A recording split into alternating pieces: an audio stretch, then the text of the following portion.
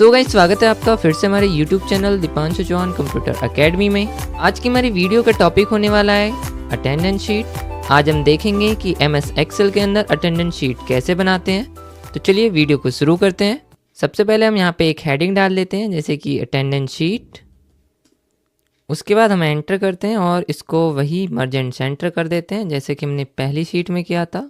अब इसके कुछ बेसिक ऑप्शंस होंगे जो कि हम यहाँ पे यूज़ करेंगे, जैसे कि मर्ज एंड सेंटर, इसमें कलर्स वगैरह। तो ये सारी चीज़ें अगर आपको देखना है कि कैसे करते हैं तो ऑलरेडी हमने अपनी पिछली वीडियोस में बता रखा है, तो आप उन सभी वीडियोस को भी जाकर चेक कर सकते हैं। ये फ़ॉन्ट वगैरह हम चेंज कर देते हैं, तो ये सारी चीज़ें हम यहाँ पे कर देते हैं।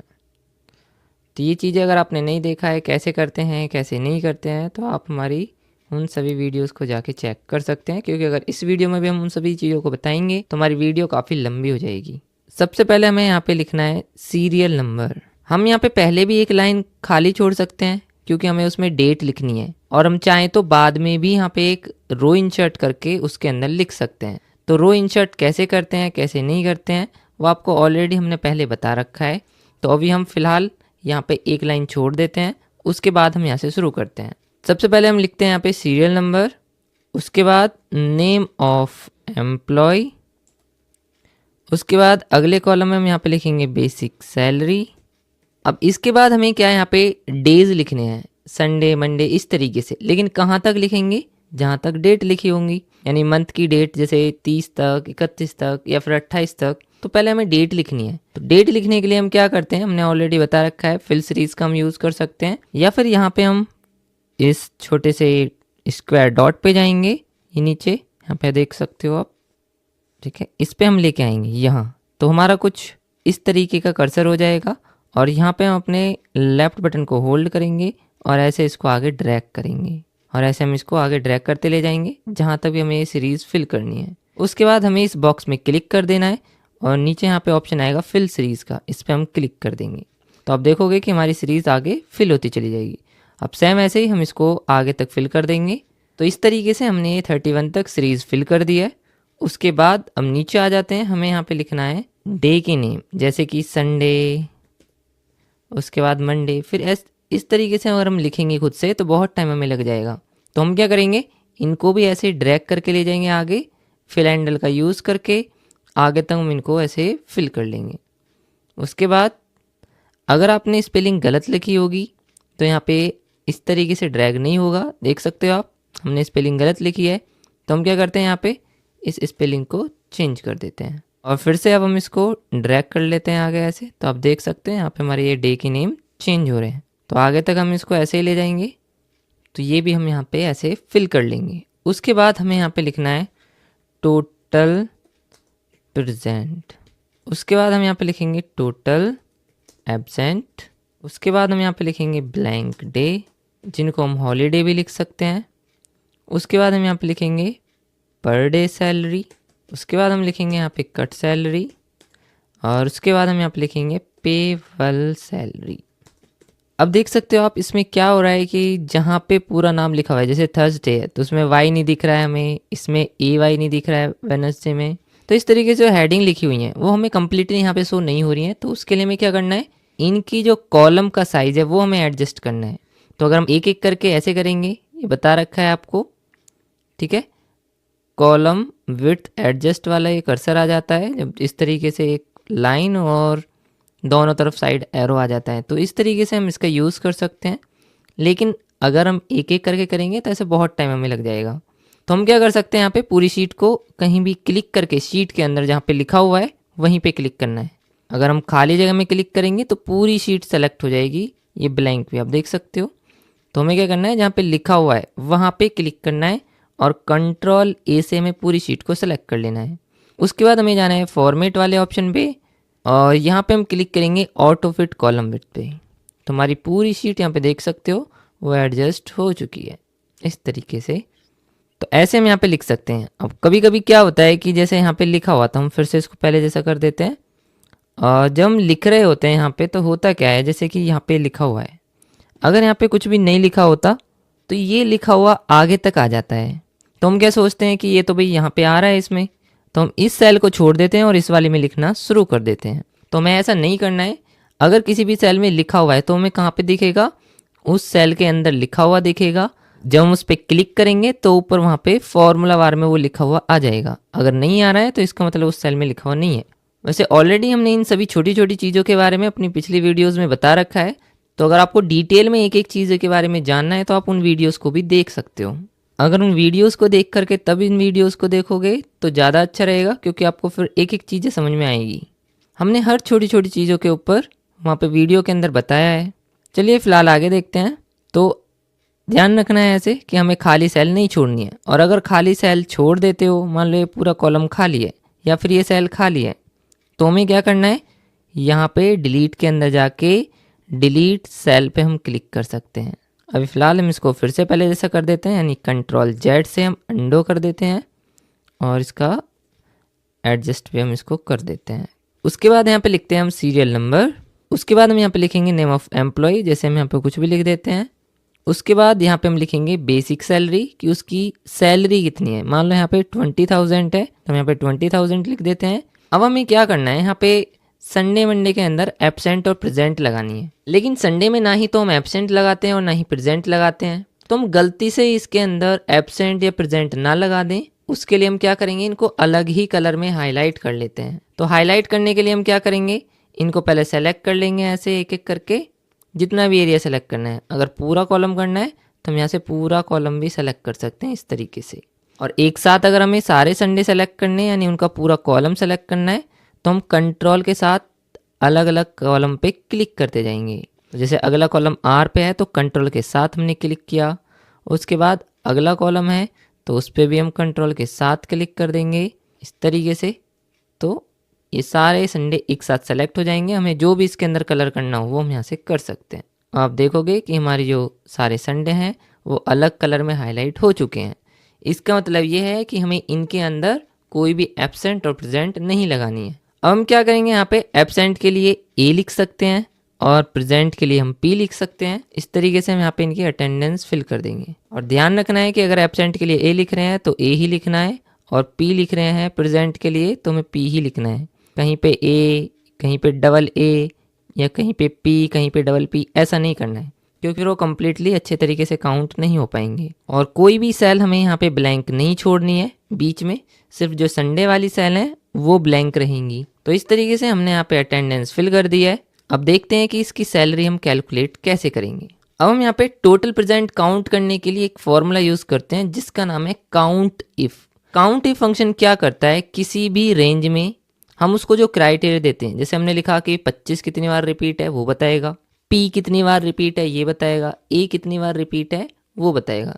यानी जो भी हम क्राइटेरिया देंगे उसको काउंट करके बताएगा कि इस रेंज में जो भी हमने दी है ये चीज़ कितनी बार रिपीट हुई है। तो अगर हमें यहाँ पे प्रेजेंट काउंट करनी है तो उसके लिए हम यहाँ पे फॉर्मूला यूज़ कर लेंगे, इक्वल काउंट इफ, शिफ्ट के साथ ब्रैकेट लगाएंगे, या फिर हम टैब बटन से भी फॉर्मूला ऑन कर सकते हैं। उसके बाद सबसे पहले पूछ रहा है हमसे रेंज, कि इसको एक एरिया देना है कि किस रेंज में हमें काउंट करना है।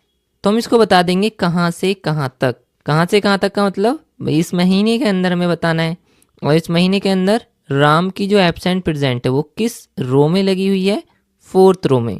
तो हमें 4th रो की रेंज देनी है कि 4th रो में कहाँ से कहाँ तक। 1 तारीख यहाँ से शुरू है, यानी संडे इसके लिए यहाँ से शुरू है। तो इस सेल का क्या नाम है, हमने बता रखा है पहले ही।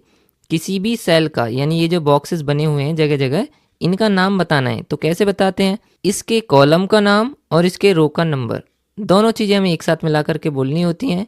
जैसे कि कॉलम का नाम हो गया यहाँ पे डी और रो का नंबर हो गया 4। तो यानी कि D4 से कहाँ तक, से के लिए हम यहाँ पे बीच में कॉलन लगाते हैं। इसमें 2 ऐसे जैसे सांप का दिखाते हैं ना मूवीज़ के अंदर, 2 बिंदी ऐसे लग जाती हैं, सांप काट लेता है, तो सेम ऐसे ही यहाँ पे होती हैं। एंटर बटन के साइड में दूसरा बटन होता है, उसके अंदर होती हैं ये कॉलन, तो ये हमें लगाना है। और D4 से कहाँ तक, अगर ये डबल आ जाता है यहाँ पे तो उसको हम हटा सकते हैं। आगे लेके चलेंगे अब कहाँ तक, 31 तक। तो 31 पे इसकी जो सेल है जहाँ तक इसके एब्सेंट प्रेजेंट लगी हुई है, उस सेल का नाम क्या है, AH4, इस सेल का। तो यहाँ पे AH4 पे क्लिक कर देंगे, या फिर हम खुद से लिख भी सकते हैं सारा कुछ कि D4 से के लिए वो बिंदी वाली लगाएंगे कॉलन, और लिख सकते हैं AH4, या फिर हम ऐसे क्लिक भी कर सकते हैं। उसके बाद हम यहाँ पे कॉमा लगाएंगे और इसको बताएंगे क्राइटेरिया कि हमें यहाँ पे काउंट क्या करना है। तो हमें यहाँ पे क्या काउंट करना है, प्रेजेंट, और प्रेजेंट के लिए हम क्या लिखेंगे, p। अब हमें अगर कुछ भी नंबर्स काउंट करने की वो कितनी बार रिपीट हुए हैं तो हमको ऐसे ही लिख सकते हैं। लेकिन किसी भी फॉर्मूले के अंदर अगर हम कोई टेक्स्ट काउंट करना चाहते हैं तो वो हमेशा हमें इन्वर्टेड कॉमा के अंदर लिखना होता है। तो जैसे कि हम लिख देते हैं यहाँ पे इन्वर्टेड कॉमा के अंदर p, और यहाँ पे हम कर देते हैं इसको इन्वर्टेड कॉमा के अंदर क्लोज। उसके बाद हम यहाँ पे ब्रैकेट क्लोज कर देंगे। तो यहाँ पे एंटर करेंगे तो यहाँ पे देख सकते हो आप कि टोटल प्रेजेंट काउंट होके आ चुकी है। उसके बाद हम यहाँ पे निकालेंगे टोटल एब्सेंट। उसके लिए भी सेम फॉर्मूला हम यूज़ करते हैं, इक्वल काउंट इफ। तो सबसे पहले इसको भी हम रेंज बताएंगे कहाँ से कहाँ तक, तो यानी कि D4 से कहाँ तक, AH4 तक। और काउंट क्या करना है हमें इसके अंदर, एब्सेंट, और एब्सेंट के लिए हम यहाँ पे क्या लिखेंगे, A। इस तरीके से हम यहाँ पे एंटर करेंगे तो यहाँ पे हमारे एब्सेंट काउंट होके आ जाएंगे कि इसके अंदर A कितनी जगह पे लिखे हुए हैं, यानी कि एब्सेंट कितनी है। उसके बाद यहाँ पे निकालेंगे हम ब्लैंक डे। तो ब्लैंक डे हमें इसके अंदर काउंट करने हैं। तो ब्लैंक डे का मतलब है ये जो संडे हैं वो कितने हैं इसके अंदर, यानी कि जो ब्लैंक सेल हैं वो हैं कितने। तो उसके लिए हम यूज़ करते हैं एक फॉर्मूला, इक्वल काउंट ब्लैंक, और इसको बता देंगे सिर्फ रेंज। क्या पूछ रहा है हमसे, यहाँ पे देख सकते हो जो भी फॉर्मूला हमसे पूछता है वो हमें बताना होता है। तो फॉर्मूला हमसे क्या पूछ रहा है, सिर्फ रेंज पूछ रहा है कि कहाँ से कहाँ तक या किस एरिया में काउंट करना है। तो हम इसको बता देते हैं कि D4 से AH4 तक, ये हम यहाँ पे काउंट करेंगे इसके अंदर, और ब्रैकेट क्लोज कर देंगे और एंटर करेंगे। तो यहाँ पे हमारे ब्लैंक डेज काउंट होके आ चुके हैं। अब हम यहाँ पे इनको देखेंगे कि 22 प्रेजेंट हो गई हैं और 4 एब्सेंट हो गई हैं। तो 22 और 4 26, और 5 हमारे ब्लैंक डे हैं यानी कि संडे हैं। तो ये हो गए पूरे 31, यानी कि हमारे जो डेज हैं वो कंप्लीट हो रहे हैं, कोई भी मिस्टेक वगैरह नहीं हुई है। अगर ये कम ज़्यादा आते हैं तो इसका मतलब ये है कि हमने शीट बनाने में कहीं कोई ना कोई मिस्टेक कर दी है, यानी कि गलत काउंट हुए हैं। अब हम निकालेंगे यहाँ पे पर डे सैलरी की, भाई इसकी सैलरी पूरे महीने की 20,000 थी। तो अगर हम इसकी एक दिन की सैलरी निकालें तो एक दिन की सैलरी कितनी आएगी। तो उसके लिए हमें क्या करना है, बेसिक सैलरी को डिवाइड कर देना है नंबर ऑफ डेज से, यानी महीने में जितने भी दिन हैं। तो सैलरी कितनी थी, 20,000। तो हमें 20,000 खुद से नहीं लिखना है, 20,000 जहाँ पे लिखा हुआ है उस सेल का नाम हमें लिखना है। बता रखा है ऑलरेडी कि अगर हम यहाँ पे फॉर्मूले के अंदर वहीं पे क्लिक करते हैं जहाँ पे वो चीज़ लिखी हुई है, तो उससे होता है क्या है कि मान लो बाद में हम उसको चेंज करते हैं तो वो ऑटोमेटिक वहाँ पे कैलकुलेशन चेंज हो जाती है। लेकिन अगर हमने 20,000 खुद से लिख दिया तो वो फिक्स रह जाएगा लिखा हुआ, और फिर वो चीज़ चेंज नहीं होगी। तो हम यहाँ पे उसके बाद इसको डिवाइड करेंगे नंबर ऑफ डेज यानी कि 31 से, और एंटर कर देंगे। तो यहाँ पे हमारी पर डे सैलरी आ चुकी है। उसके बाद हम यहाँ पे कट सैलरी निकालेंगे, यानी कि एक दिन की सैलरी तो 645 रुपये है। तो 4 दिन की उसकी एब्सेंट है, 4 दिन नहीं आया है बंदा, तो उसकी 4 दिन की सैलरी हम कट करेंगे यहाँ से। तो उसके लिए फॉर्मूला हम यूज़ करते हैं, equal per day salary multiply total absent, यानी जितने दिन की उसकी एब्सेंट है वो। तो फॉर्मूला मैंने पहले बता रखा है कि हमें ये चीज़ याद नहीं रखनी है, AI4 AL4 या AJ4, ये चीज़ हमें याद ही नहीं रखनी है। हमें क्या रखना है, जो बेसिक फॉर्मूला मैं बोल रहा हूँ कि per day salary multiply total absent. तो हमें ये चीज़ ध्यान रखनी है कि हमें किस किस की मल्टीप्लाई करनी है, क्योंकि अगर हम AL4 AJ4 को याद रखेंगे और बाद में मान लो हमारे 28 दिन हो जाते हैं तो फिर तुम्हारी कैलकुलेशन गलत हो जाएगी। तो इस चीज़ का हमें ध्यान रखना है कि हमें बेसिक फंक्शंस याद रखने हैं। एंटर करेंगे तो कट सैलरी यहाँ पे आ चुकी है। उसके बाद हम यहाँ पे निकालेंगे पेबल सैलरी। उसके लिए हम यहाँ पे फॉर्मूला यूज़ करते हैं, equal per day salary multiply bracket लगाएंगे।